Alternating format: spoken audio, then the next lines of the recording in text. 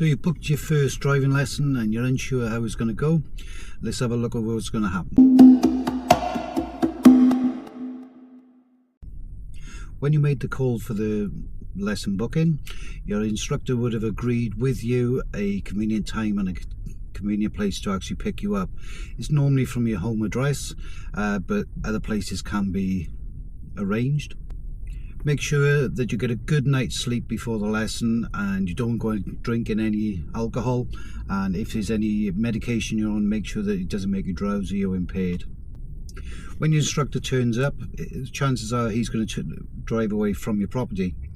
So there's a few checks which need to be carried out before the lesson can start. We need to look at your driving license to make sure it's valid and you are legal to drive.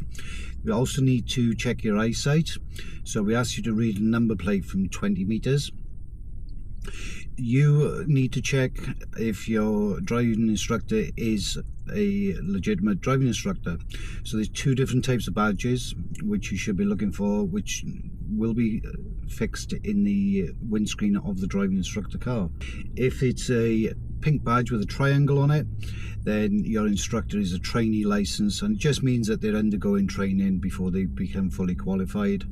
If it's a blue stroke greeny type badge, then they're fully qualified driving instructor.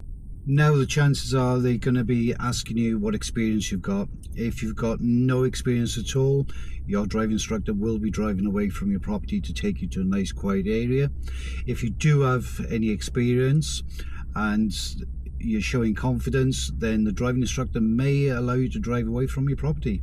So we'll look at this as being that you've got no experience at all. So the driving instructor now is going to drive to some nursery roads. What we mean by nursery roads is that they're nice and quiet, so there's little traffic to worry about. On the way to the nursery roads, what your instructor is going to advise you to do is just watch how they drive, how they steer the wheel, how they change the gear. So palming the gear stick, feeding the steering wheel. If you have any questions while you're actually driving to the nursery road, this is the time to actually get those questions out of the way.